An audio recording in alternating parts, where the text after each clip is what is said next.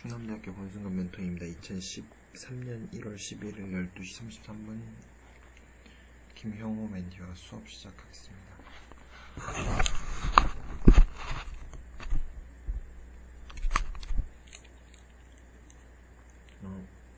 여보세요? 형호야. 내 말 들려?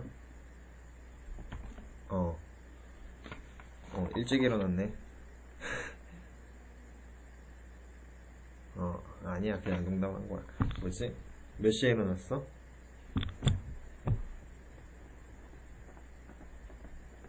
그래?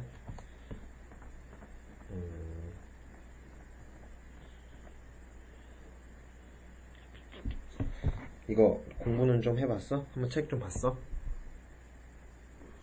어때? 너는 이런 내용 같은 거 낯설어? 아니면 좀 그냥 어디서 들은 거 같아?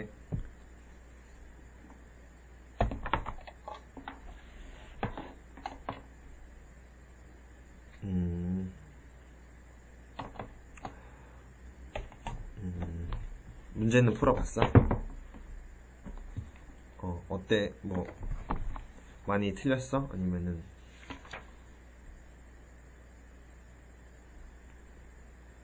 어, 아, 잘했어.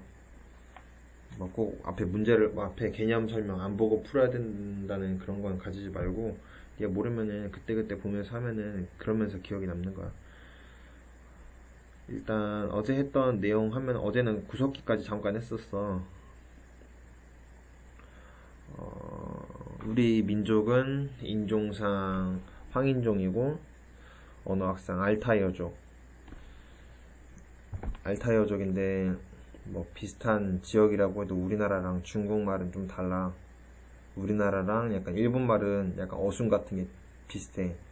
그러니까 나는 축구를 한다라고 뭐 이렇게 주어, 목적어, 서술어 나오잖아. 그치? 근데 중국어 같은 경우는 나는 한다, 축구를 이런 식으로 된단 말이야. 영어처럼. I play soccer 뭐 이런 식으로. 근데 우리나라 같은 경우는 그런 어순 같은 게 다르다는, 가장 크게 어순 같은 게 다르다는 점에서 알타이어족에 속해. 그리고 구석기 시대는 약 70만 년 전부터 시작이 됐다 그랬어. 이런 도구의 발달도 전기, 중기, 후기로 나뉘는데 전기, 중기, 후기도 보면은 여기 뒤에 11페이지 보면 사진 나와 있거든? 11페이지 폈어? 여기 펴면은 사진들이 나와 있어. 석기의 발달해가지고 구석기 시대, 전기, 중기, 후기로 나뉘는데 이 주먹도끼 생김새 잘 봐봐. 잘 보면은 이거는 사실 그냥 지나칠 수도 있겠지만 이거를 그리고 잡아볼 기회가 있으면 참 좋겠지만 이건 그냥 돌하고는 좀 달라. 보면은 손잡이 부분, 그 뭉툭한 부분 있지. 그 부분이 손잡이야. 그 부분이 손잡이고 약간 그 날카로운 부분 있지. 그쪽이 찌르는 곳이야. 동물들을 공격하거나 뭔가 찢어야 되거나 갈라야 되는 그러한 작업이 필요할 때 이런 주먹 도끼를 썼단 말이야. 이게 당시로선 되게 인체공학적으로 만들어진 거야. 그리고 여기 밀개 같은 경우는 이건 뭔가를 자를 때도 쓰고 이렇게 자를 때도 쓰고 다양한 용도를 쓰면서 그리고 후기에는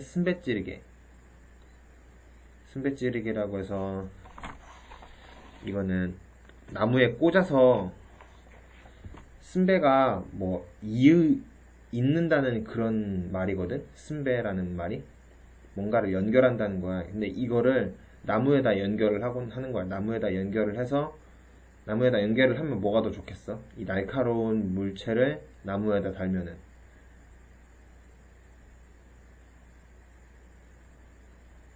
나무 끝에다가 달고서 다니면은 어떤 작업을 할 때 더 편하겠어?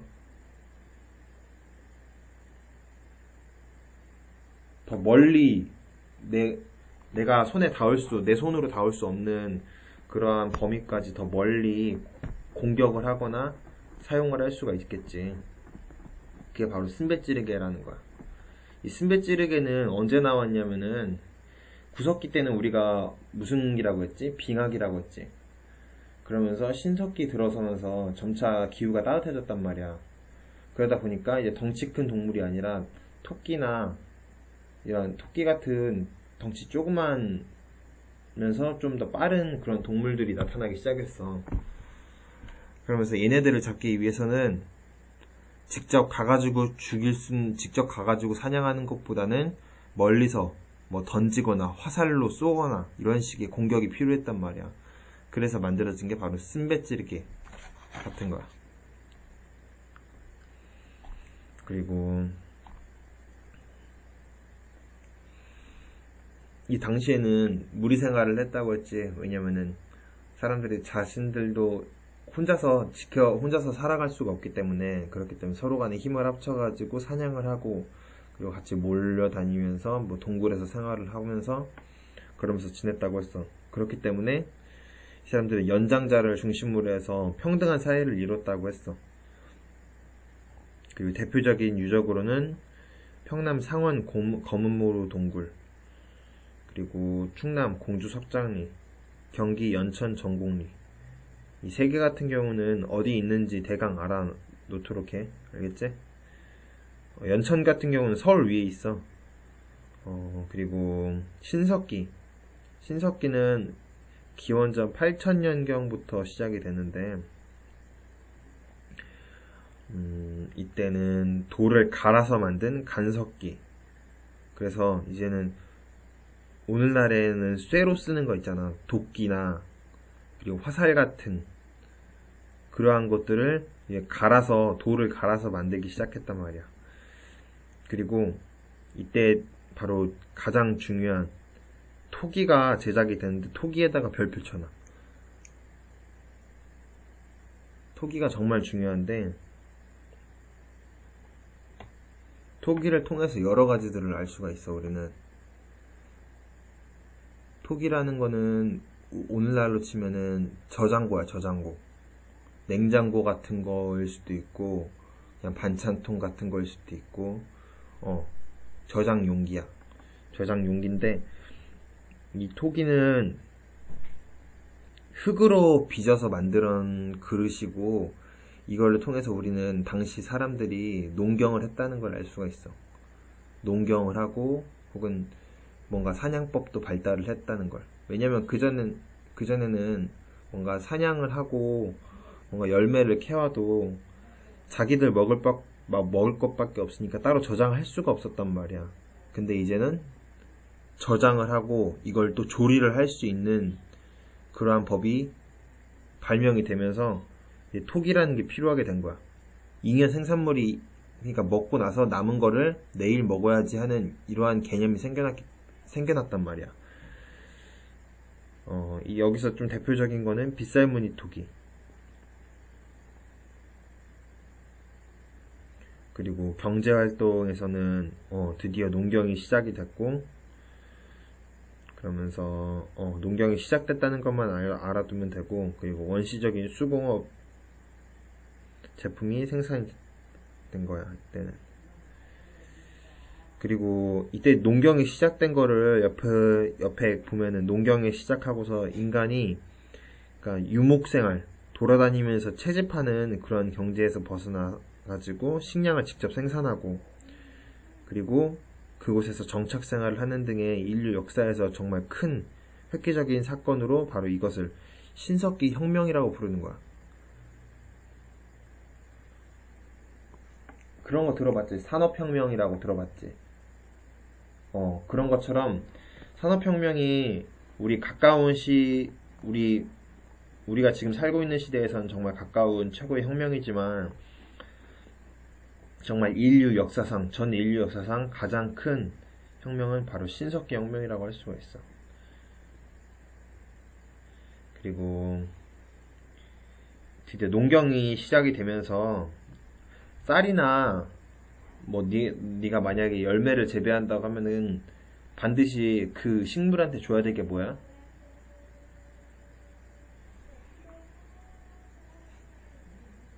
그치, 물 줘야 되지. 근데 옛날에는 뭐 수돗물 같은 게 없잖아. 그러려면 어디로 가야 돼?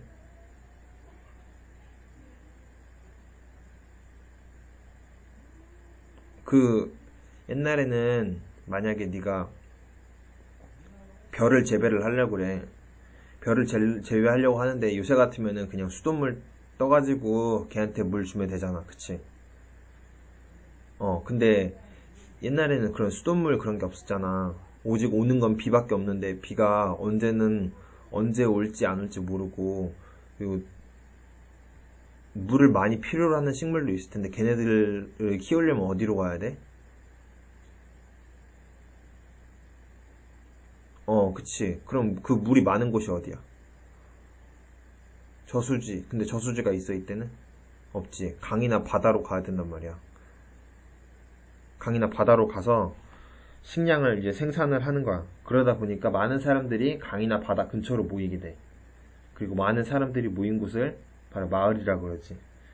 그러면서 이 사람들이 정착 생활을 하고, 그 안에서도 여러 각 지역의 사람들이 모이면서 그곳에서 다른 시족과의 결혼을 통해서 부족 사회를 형성을 한단 말이야. 부족은 시족보다 한 단계 더 큰 개념이야. 근데 뭐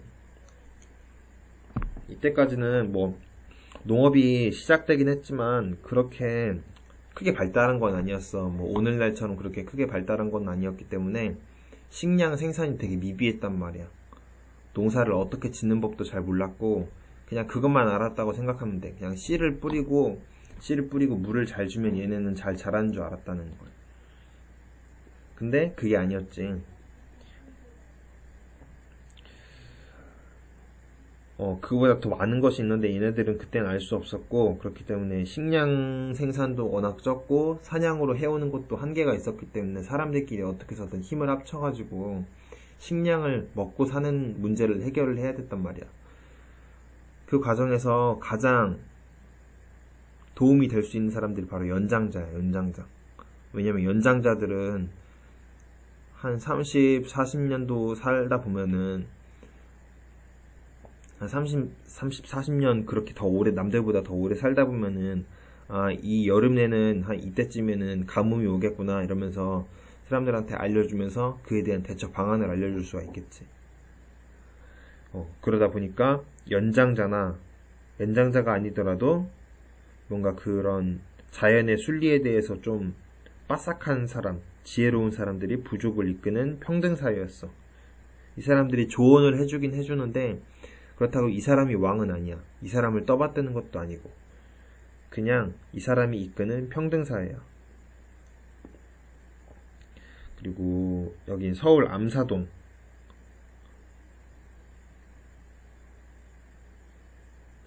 유명하고 여기서 원시 종교가 발생한다고 하는데, 인간이 현재 그래도 과학기술이 많이 발달하면서 미신 같은 게 많이 사라졌어. 그 말은 과학기술이 덜 발달하면 미신이 발생할 확률이 되게 높다는 거지. 우린 과거에도 그랬어. 뭐 비를 내려달라고 기우제를 뭐 비가 오게 해달라는 제사를 지내기도 했고, 저기 뭐 달나라와 뭐 그런 태양의 신도 있을 것 같고 달의 신도 있을 것 같고 여러 신들이 있을 것 같은데, 과학이라는 것이 등장하면서 그거의 신비함이 사라졌단 말이야. 그러면서 그럼 자연스럽게 미신도 사라졌겠지. 근데 이때는 당연히 과학이 발달하지 않았기 때문에 원시적인 수공업이 원시 종교가 발생을 해. 그리고 쌤이 너한테 내줄 숙제 간단한 애니미즘, 샤머니즘, 토테미즘, 이 세 가지가 뭔지 조사해서 선생님한테 다음 시간에 말해줘. 알겠지? 뭔지 들었어? 그리고 이때는 예술 활동을 했는데, 예술 활동을 했다는 거는 어느 정도 그래도 구석기보다는 살만했다는 거고, 그리고 이들의 예술 활동은 또 그런 거랑 많이 관련이 돼 있어. 더 많은 식량을 생산하게 해서 좀 더 배불리 살아가게 해달라는 그러한 소망이 반영이 돼 있어. 그렇다는 것만 이제, 그러니까 여기 구석기, 신석기는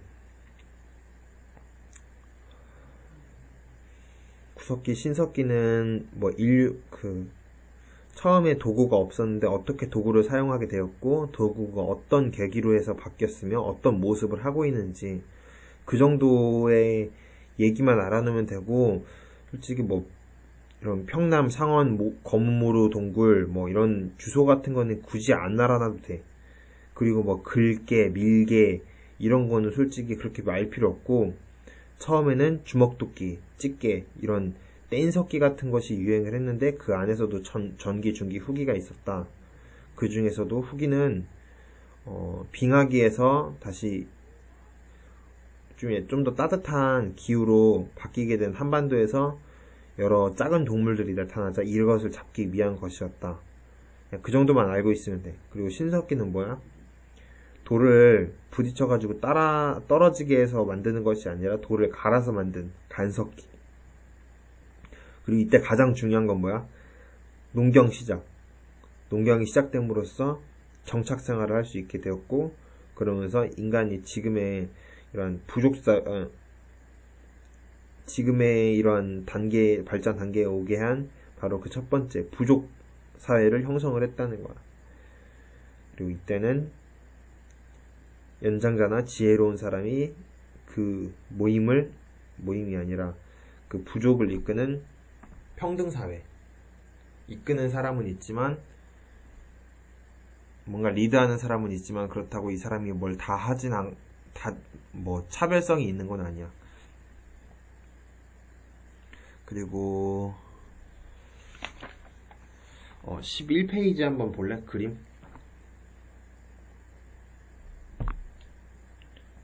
여기 보면은 이제 구석기 나오고, 그 다음 신석기 나오거든? 신석기에는 이게 바로 간석기야, 간석기. 좀 더 구석기 시대는 뭔가 투박한 데 반해서 신석기는 다듬어진 티가 많이 나지. 바로 돌을 갈아서 만들었기 때문에 구석기 뗀석기보다는 좀 더 정교하게 만들 수 있었어. 그리고 청동기 시대에는 이따 배울 반달 돌칼이 잠깐 나와. 반달 모양의 한 돌칼. 그리고 여기 구멍이 보이지? 반달 돌칼에. 이 부분이 아마도 이 부분에다 손을 넣고서 뭐 도구를 사용을 했을 거야. 뭔가 자를 게 있으면 자르고 그랬을 거야, 아마도. 그리고 그 다음 중요한 거, 토기. 토기는 주로 신석기는 빗살무늬 토기가 많이 나와. 겉에 이게 자세히 보면은 빗살이 쳐져 있어. 이것도 나름 그 당시에 만든 사람들의 디자인이야. 걸작인 거지. 이 사람한테 치면은. 왜냐면 지금까지 남아서 칭송받고 있으니까. 그리고 덧무늬 토기와는 달리 빗살무늬 토기는 밑에 쪽이 되게 뾰족하잖아, 아래쪽이. 이 이유는 뭐냐면은 이거를 땅에다 심으려고 해서 그래. 이 상태에선 절대 설 수 없어. 그냥 세우려고 하면은. 그렇다고 눕혀놓으면은 얘가 담을 수 있는 수용량보다 더 많이 못 담잖아. 그렇기 때문에 얘네는 땅을 파가지고 그거를 여기다 고정시켜 놓는 그런 역할을 하는 거야. 그리고 땅에다가 뭔가를 심어 놓으면 되게 시원하거든. 그러므로 해서 약간 냉장고 역할도 하는 거야. 썩는 것을 방지하는 거. 그 다음에 다시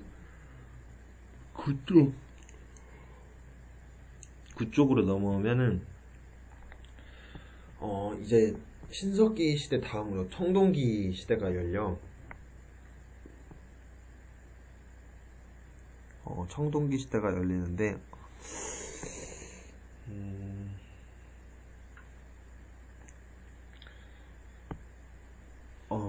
시기는 그냥 보기만 하면 돼. 기원전 20세기부터 기원전 15세기까지.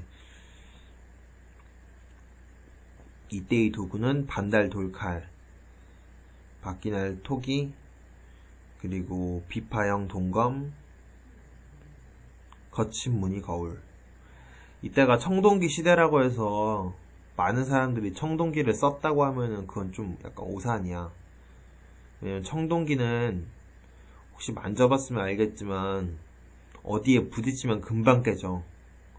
어디에 부딪히면 금방 깨지고, 청동기 나중에 좀 이따 보면 청동검이 나오거든? 근데 그걸로 절대 싸울 수가 없어. 그럼 청동기는 뭐였을까? 응?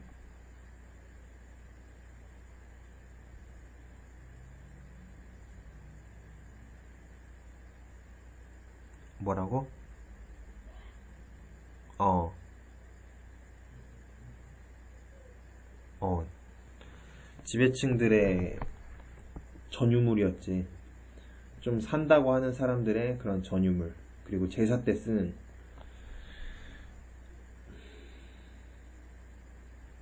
그리고, 이때는 이제 경제 생활을 보면은 농경도 점차 많은 사람들이 짓기 시작했지만 그만큼 목축 같은 것도 확대가 됐어. 농경하고 목축이 어떤 관련이 있을까, 성호야?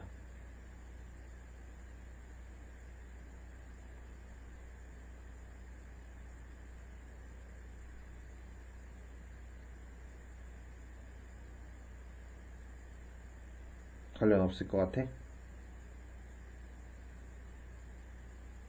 어, 농사를 지을 때 그 농사 짓는 거 봤어? 보면은 밭을 간다고 하잖아. 농사를 지을 때 밭을 간다고 하는데, 밭을 가는 이유는 전년도에 만약에 내가 거기서 무슨 밭농사를 지었어. 밭농사를 지으면은 그 땅은 산성화가 돼. 산성화가 된 땅에선 절대 못 자라. 그래서 새해가 되고 이제 땅이 좀 녹은 게 풀리면은 쟁기 가지고 땅의 밑에 있는 부분과 겉에 있는 부분을 약간 섞어주면서 땅이 다시 지력을 회복할 수 있게 한단 말이야. 근데 사람은 이 당시에는 도구도 그렇게 뛰어나지가 않았고, 도구가 뛰어나지 않았기 때문에 그렇게 깊게까지 못 파. 그 상황에서 유용하게 이용될 수 있는 게 바로 소나 말이, 그걸 끄는 거야. 그러다 보면 어떻게 되겠어? 그러다 보면 좀 더 깊이 파지고 지역도 많이 회복되겠지. 그리고 농사를 지을 때도 소나 돼지 막 이런 가축들의 어, 소변이나 대변으로 거름을 만들기도 한단 말이야. 그러다 보니까 자연스럽게 목축이 확대가 됐다고 하는 거야. 그리고 일부 지역에서는 병무사가 시작이 됐고, 점차 이게 생산량이 많아지니까 이제 필요한 돈 이상으로 더 많이 갖게 되는 거야. 필요한 돈 이상으로 더 많게 갖게 되는 거를 그걸 바로 잉여 생산물이라고 하거든. 잉여 생산물이라고 하는데, 이 잉여 생산물로 인해서 좀 잉여 생산물이 많은 사람들을 뭐라고 하지? 바로 부자라고 한단 말이야, 우리. 그치? 부자들은 정말로 돈이 많아가지고 우리는 차마 생각도 못하는 거를, 못하는 옷이나 차마 생각도 못하는 뭐 집을 갖고 있다거나 차를 갖고 있다거나 뭐 이런 식으로 해서 점차 계급 간의 격차가 발생하기 시작을 해. 그리고 이러한 잉여 생산물이 많은 사람들 중에서도 뭔가 국가 당시의 정치 권력에 밀접한 사람들은 바로 군장이란 이름으로 출연을 해.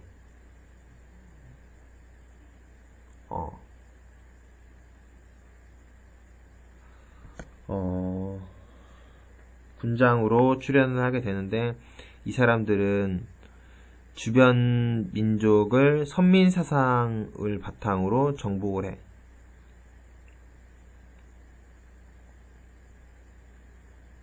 그리고 당시의 주거 생활 같은 경우는 배산임수 혹시 들어봤어?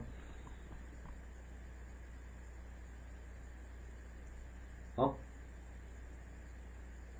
배산임수가 뭐냐면은 집이 있어. 한 집이 있는데 그 뒤에는 산이 위치하고 그 앞에는 물이 흐르는 그곳을 바로 배산임수라고 하거든. 이렇게 되면은 뭐 뒤쪽에서 불어오는 바람이 적을 거고, 그리고 앞에 물이 흐르니까 농사를 짓기도 편할 거 아니야. 그래서 이곳을 되게 선호를 많이 했어. 그리고 지금도 그렇고.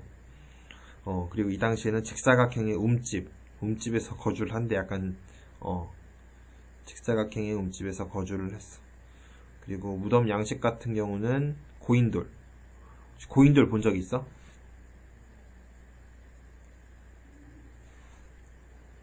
고인돌 어떻게 생겼는지 알지? 그 돌 엄청 무거울 것 같지? 진짜로 실제로 엄청 무거워. 근데 그거를 죽은 사람을 위해서, 산 사람도 아니고 죽은 사람을 위해서 쌓았단 말이야.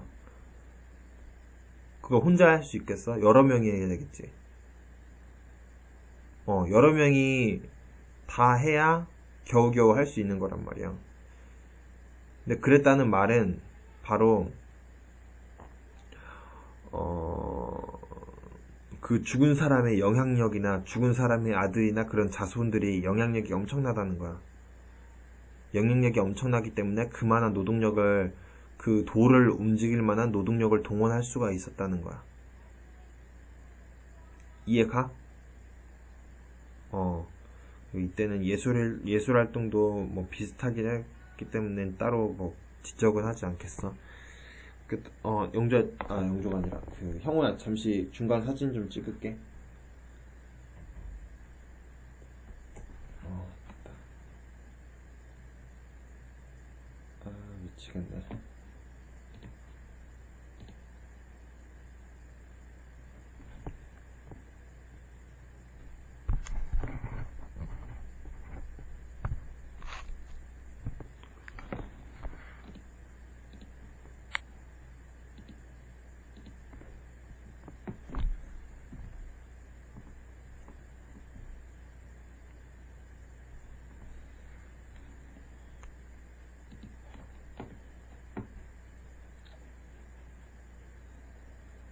형우는 이거 수업 끝나면 뭐해?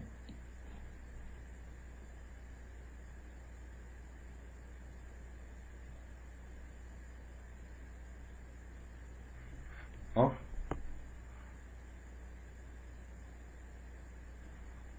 뭐라고? 그래도 뭐 밖에라도 나가서 뭐 운동이라도 하거나 산책이라도 하면 좋지 않아? 안에 있으면 심심하잖아.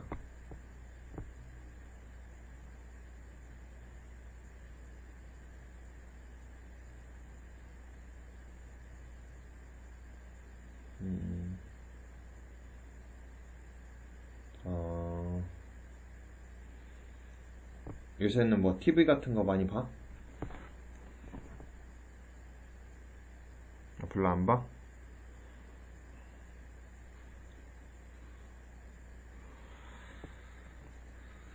음,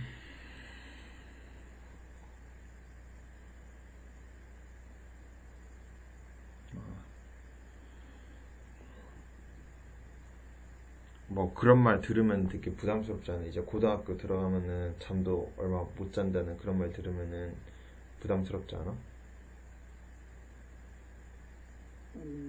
부담스럽지 되게. 공부도 엄청 해야 된다고 하고. 부모님이 공부하라고 많이 하셔?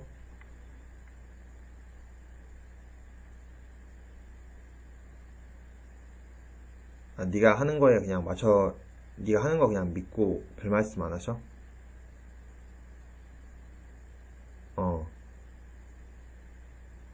그냥 열심히 해라 이런 식으로 하는 말이야. 그냥 지나간 그냥 그렇게. 어, 점심 먹었어?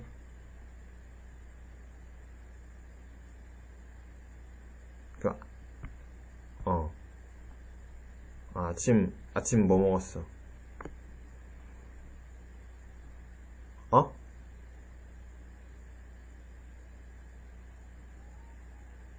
잠시만, 아침, 점심, 저녁 뭐라고?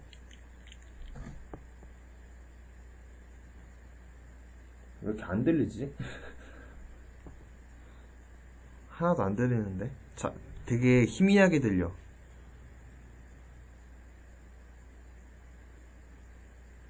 아니야, 괜찮아, 근데.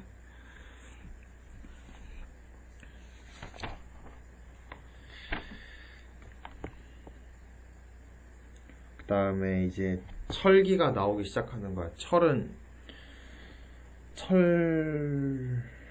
철은 정말 인간의 역사에서 정말 중요해. 정말 중요해, 이게. 그동안 말했던, 그동안 이제 뭐, 여기서 이제 지배층이 생겼다고 했잖아. 청동기 시대부터 이제 지배층이 생기기 시작하는 거야. 청동기 시대부터 이제 지배층이 생기기 시작하는 건데, 어, 이때도 서로 그 무리, 그 시족 간에 뭐, 부족 간에 전쟁을 한다거나 그런 거는 빈번했겠지, 당연히. 땅을 두고서, 그리고 식량을 두고서. 그때는 어떤 걸로 전쟁을 했냐면 바로 돌 같은 걸로 전쟁을 하거나, 돌 같은 걸로 거의 전쟁을 했지. 청동기로는 전쟁을 해도 청동기는 매우 약하기 때문에 오히려 돌보다 약하기 때문에 쓸모가 없어.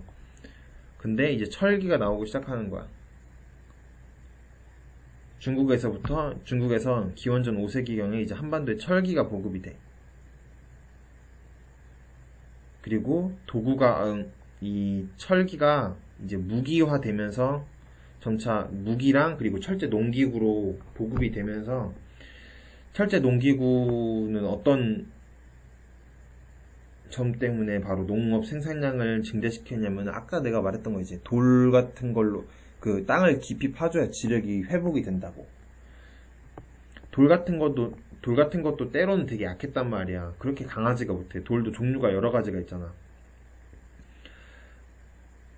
여러 돌 중에서도 뭐 약한 돌 같은 거는 금방 이렇게 하는데 철은 아니란 말이야. 철은 무조건 돌보다 훨씬 더 강해. 그렇기 때문에 땅을 정말 깊이 파일 수 있고 그렇기 때문에 지력이 빨리 회복돼서 농업 생산량이 이전보다 늘어나게 돼. 그리고 무기가 이제 보급이 돼. 철로 만든 무기가. 그러면서 정복 활동이 점점 더 활발해지는 거야. 그리고 이때는 세형 동검, 잔무늬 거울 등의 청동기가 어, 청동기가 이제 발달이 되는데 청동기 시대에는 바로 뭐였어? 비파형 동검이었지. 그리고 거친 무늬 거울에서 이제 철기 때는 세형 동검하고 잔무늬 거울 이렇게 바뀌는 거야. 이거를 뒤에서 사진이 있는데 11페이지 한번 볼래? 보면은 청동기 시대는 비파형 동검이고 그리고 거친 무늬 거울 보면은 모양이 조금씩 달라.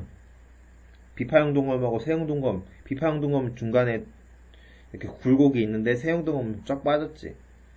그리고 거친 무늬 같은 경우는 여기는 여기 면으로 거울을 보는 게 아니라 이 앞에 따로 얼굴을 보고 자신의 비춰진 모습을 보는 거울이 있어. 그 부분 안 보여줬고 거울 뒷면을 보여주는 거야. 거울 뒷면이 매우 투박해. 근데 이에 반면에 잔무늬 거울은 되게 정교하게 이런 투박한 무늬 같은 거를 없애가지고 약간 세련되게 만들었어.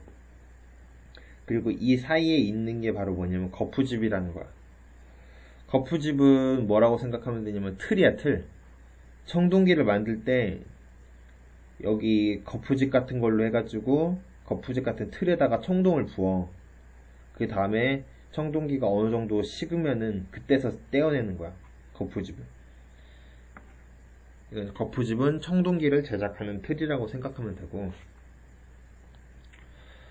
그리고 이 시대에 철기가 수용이 되면서, 그리고 이 시대에는 고조선이 이미 발전을 했었고, 고조선이 발달을 했고, 뭐 후에는 뭐 낭랑이나 뭐 여러 조그만 각 국가들이 생겨났는데, 이 시대에는 중국과의 교류가 되게 활발했어.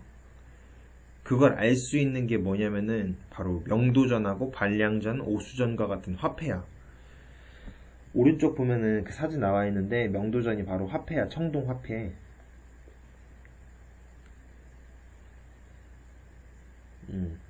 이게 철기시대 유적에서 함께 발굴되기도 했어.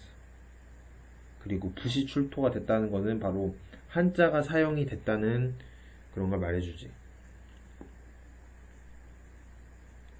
그리고 이때 이 무덤 양식 같은 거는 바로 널무덤, 동무덤. 널빤지라고 들어봤어? 널빤지. 그래서 널 같은 데다가 사람 그 시신을 넣어두거나, 동무덤은 뭐냐면 항아리 같은 거야. 음. 항아리 같은 데다가 사람 시신을 담고서 묻는 거야. 그리고 이때 청동기 시대에, 형호야, 그 신석기 때는 지배층이 있었어, 없었어? 신분의 차별이 있었어, 없었어? 없었지. 그럼 청동기 때는?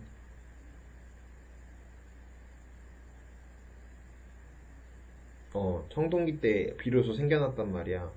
여러 부족들이 생겨났는데, 신석기 때 이미 여러 부족들이 있다가, 청동기 때 그 부족들 사이에서, 힘의 논리가 점차 작용을 하면서, 하나의 국가가 생겨났단 말이야. 그게 바로 우리나라 최초의 국가인 고조선이라는 국가야. 혹시 고조선 신화 들어봤어? 고조선이 건국되는 신화.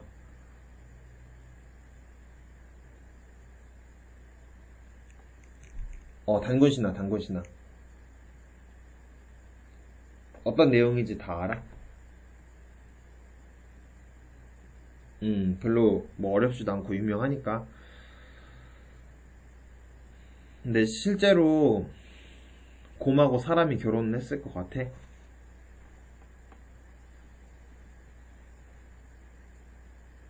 맞아. 잘 알고 있네. 되게 상징적인 의미야.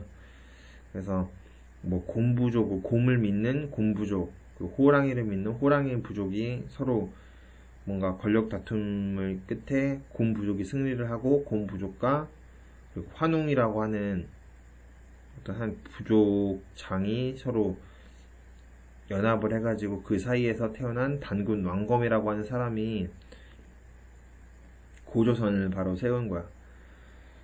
이쪽 고조선의 관련 문화 범위 같은 거 확인을 하고, 고조선은 바로 청동기 문화가 배경이 돼가지고 고조선이 성립이 됐어. 고조선은 청동기 때 건국이 된 나라야. 그리고 철기시대 초기까지 이어졌던 나라고. 그래서 얘네는 점차 발전을 하면서, 점차 발전을 하다가 위만이라고 하는 중국인이 고조선에 들어와서 고조선을 위해 일하다가 중간에 중국에서 온 위만이라고 하는 사람이 고조선 그 단군 왕검의 후손의 왕위를 찬탈하고 자기가 왕이 되었어. 그리고 나서 이 사람 시대부터 바로 위만 조선이라고 하는데, 이때는 본격적으로 이런 철기 문화를 수용을 해. 철기 문화를 수용을 하면서 점차 더 강력한 국가가 되려고 하고, 중국의 여러 나라들을 연결하는 중개무역을 함으로써 성장을 해. 이 중개무역을 예를 들어서 얘라는 나라한테 이걸 하나의 연필 같은 거를 50원 주고 샀다면은, 한이라는 나라한테는 이걸 100원을 주고 파는 거야. 그렇게 되면 우리는 아무것도 한 것 없이 50원이라는 이익을 남기잖아. 이런 식으로 한 중개무역을 함으로써 성장을 하는데, 그렇게 치면은 그렇게 된다고 하면은 한이라는 나라에서는 어떻겠어? 연이라는 나라에서 바로 50원에 살 수 있는 건데, 이 고조선이라는 나라 때문에 자신들이 더 비싸게 산다고 생각을 하겠지. 그러다 보니까 바로 한나라가 이 고조선을 탐탁치 않게 여기는 거야. 이 고조선이 없으면 자신들이 좀 더 편하게 무역을 할 수가 있을 텐데라고 하면서 고조선을 침략을 해. 그리고 한나라의 정말 강력했던 왕인 무제가 침략을 함으로써 멸망을 하게 되는데, 이때 고조선 땅에다가 한 군현을 설치를 해. 그러니까 오늘날로 치면은 우리가 대한민국인데 북한 땅 일부를 점령해가지고 북한에다가 우리의 체제를 갖춘 그런 동사무소나 시청 같은 거를 거기다 설치를 하는 거야. 이게 바로 한 군현인데, 여기 이게 총 4개가 있었다 그래. 그래서 한 사군이라고도 불리거든. 그리고 고조선 사회를 한번 보면은 고조선 사회의 대표적인 법은 바로 팔주법이었어. 팔주법인데, 팔주법 8개의 조항이 있었다는 거야. 근데 형아, 지금 법 조항이 몇 개 있는지 혹시 알아? 지금 잘 모르겠지. 그만큼 엄청 많단 말이야. 수십만, 수백만 가지가 될 거야 아마. 그만큼 사회가 복잡해졌다는 걸 뜻해, 지금 이 시대에는. 근데 당시에는 사회가 지금만큼은 아니지만, 그래도 지금보다는 훨씬 더 단순한 사회였다는 걸 뜻하는데, 보면은 이 팔조법 밑에 박스 보잖아. 이쪽 한번 볼까? 사람을 죽인 자는 즉시 죽이고 남에게 상처를 입힌 자는 곡식으로 갚는다. 도둑질한 자는 노비로 삼는다. 용서받고자 하는 자는 한 사람마다 50만 전을 내야 한다. 여자는 모두 정조를 지키고 신용이 있어 음란하고 편벽된 짓을 하지 않는다.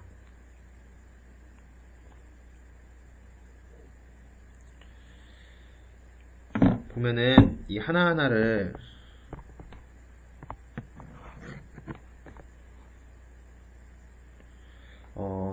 보면은 사람을 죽인 자는 즉시 죽이고, 이건 뭐 눈에는 눈, 이에는 이, 그런 얘기 들어봤어?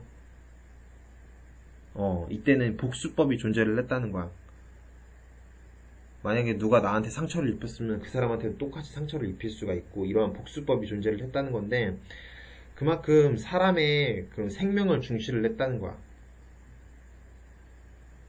사람의 생명은 워낙 중요하기도 하지만, 한 사람이 죽으면은 얼마 안 되는 노동력이 또 사라지는 거란 말이야. 노동력이 감소가 되기 때문에 사람을 죽인 자는 즉시 죽이고, 생명을 중시했다고 할 수가 있어. 이때는 생명을 중시하고 복수법, 그리고 남에게 상처 입힌 자는 곡식으로 갚는다. 이건 뭐냐면은, 남에게 누군가한테 상처를 입히면은 그 사람이 제대로 일을 할 수 있겠어? 집안일이든 농사든 못하지. 그렇기 때문에 이것도 노동력을 되게 강조를 하는 거야. 그러면서 곡식으로 이것을 갚게 해주는 거야. 그리고 도둑질한 자는 노비로 삼는다. 도둑질을 했다는 거는 누군가가 나보다 돈이 훨씬 더 많다는 거겠지. 누군가가 나보다 더 귀한 것을 가지고 있거나. 그건 바로 뭘 말하는 거겠어? 개인 재산이 있었다는 거잖아. 사유재산이 존재함으로써 서로 간에 그런 계층적인 차이가 있었다는 것을 말하는 거고, 이것을 용서받으려 하는 자는 한 사람마다 50만 전을 내야 한다. 이거는 그냥 뭐 벌금 같은 거고, 뭐 여자는 모두 정조를 지키고 신용이 있어 음란하고 편벽된 짓을 하지 않는다. 고조선 8조법 중 전하는 현재의 3개 조항을 통해 당시 고조선 사회가 계급사회였고, 형벌과 그리고 노비가 존재하였으며 노동력과 사유재산을 중시하였음을 알 수 있다. 노비로 삼는다는 것 자체가 뭔가 지배층이 있고 그리고 피지배층이 있다는 거를 잘 말해주는 예시라고 할 수가 있어. 음,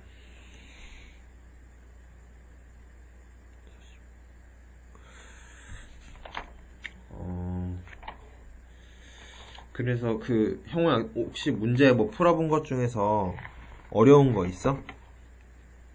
아니, 못 풀었다거나.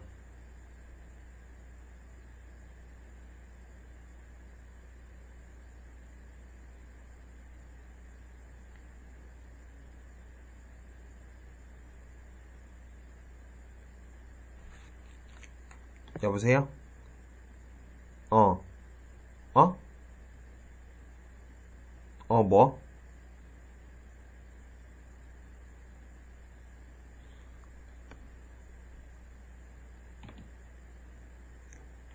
어? 보고 할 수 있을 것 같다고? 근데 그 뭐였는데?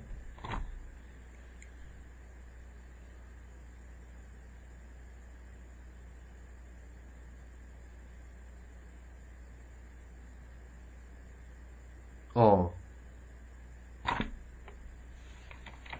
고구려 뭐 연맹체? 아, 연맹체가 이게 뭐냐고? 아, 내가 그랬잖아. 여러 부족들이 연합을 하다 보니까 그 속에서 단군이라는 이렇게 고조선이 생겨났다고. 그치?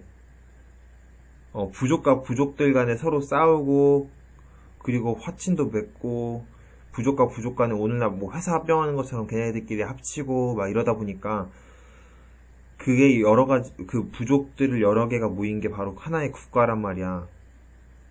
근데 국가를 이끌 누군가가 필요하잖아. 집단을 이끌 누군가 한 사람이 필요하잖아. 그치? 어.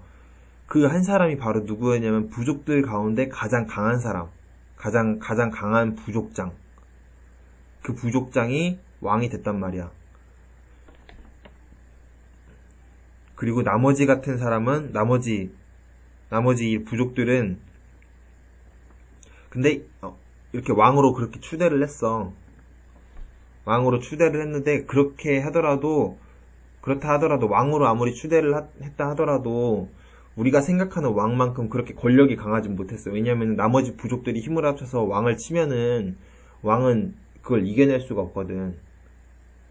그래서 얘네들끼리 서로 합의를 한 거야. 왕을 추대하는 대신 네가 그럼 국가를 이끌긴 하는데 전부 다 하진 못한다. 국가의 10가지 일 중에서 6가지, 7가지는 우리가 같이 상의를 해서 해야 된다. 그래가지고 각 부족들 간에 고구려 같은 경우는 그 여러 부족들이 있는데 그 중에서도 강한 부족들이 바로 5부족이 있었던 거야. 이런 5부족들이 연맹을 해가지고 연맹해서 같이 뭐 중요한 일이 있으면은 회의 같은 걸 통해서 왕에게 재가를 받고 왕에게 허락을 받고 국가의 중대사를 결정을 하는 거야. 이쪽 이해돼? 어. 그러니까 얘네들은 초반에 그 국가가 만들어질 때 국가를 잇게 한 그런 국가 내에서 여러 부족들이 있잖아. 그 부족들 중에서 좀 힘이 강한 애들. 그걸 내가 그림으로 설명하면은 좀 좋은데 좀 그림을 설명하자니 너무 카메라 한계도 있고 그러네. 아무튼 그러면은 우리 다음 주 월요일에 보는 건가? 월요일, 화요일 1시? 알겠어. 그러면은 월요일, 화요일 1시쯤에 보도록 하고 어, 그러면은 오늘 수업은 여기까지 하도록 하자.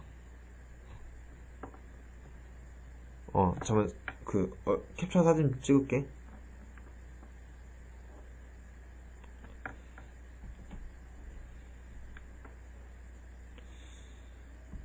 됐어.